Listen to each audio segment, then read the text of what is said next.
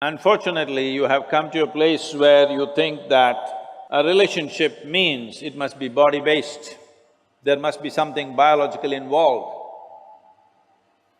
Biology is a part of our life, but the significance of becoming human compared to other creatures is, they are complete biology, we are only part biology. We have other dimensions to us. We have an intelligence, we have an emotion, we have a consciousness which is of another dimension. Biology is only one part of us. If an earthworm says, I have a relationship and both of them tangle each other, I understand.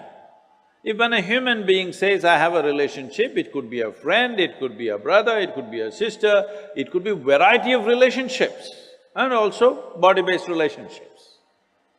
So this thing about using the word relationship only with biological stuff is essentially because somewhere unknowingly, maybe because of internet, you gotten enslaved to America.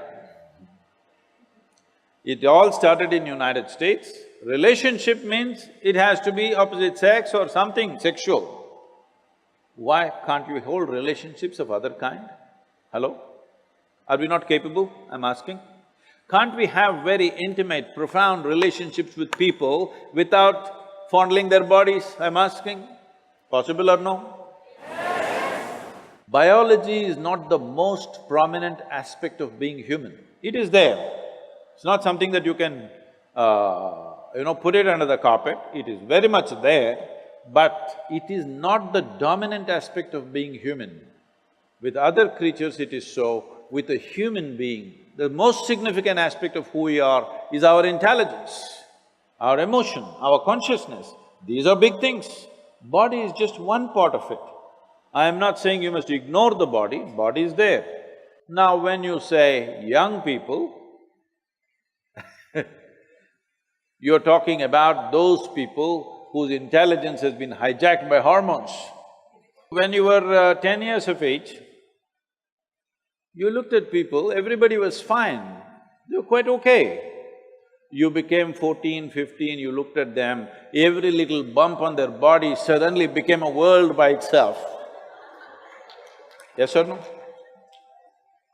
You have to wait for some more time. When the hormonal thing goes down, then you look at people, again they're all looking normal. So, it's not a question of right and wrong, it's not a question of morality, it is just a question of priority. What kind of priority do you want to give to your own bodily compulsions? In Delhi, just now when I was coming to your college, somebody in a main street was standing there and urinating. When he feels like it, he does it. What's the problem? Hello? Any problem? No problem, because when you feel like it, you do whatever you want and you think it's your right.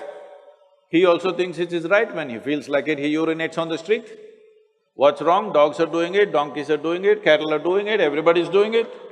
Be natural. This is the philosophy you're talking about.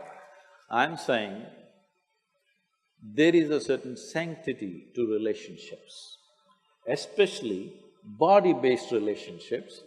If you don't maintain that sanctity, it'll become, after some time, vulgarity, definitely. So somebody is seeing it before you, that if you go like this tomorrow, it'll lead to something else. This does not mean being a moral prude, no. But if you don't maintain that sanctity, you will regret that how relationships will become, how much pain they can bring in your life later on, you will see. So you're talking about previous generation, I don't belong to that, nor do I belong to your generation, I belong to the future generations, that's why I'm like this. The previous generation that you're talking about was a generation which came just post-independence. You must understand their reality. They lived as an occupied nation for a period of time. Some of them fought, others slinked around. Whichever way, their ideas of morality essentially was of their masters. It is British prudery that they carried within themselves. Their idea of being right is that they must be in a straitjacket all the time. You don't have to go by that, nor do you have to do something stupid in reaction to that. You must conduct your life sensibly.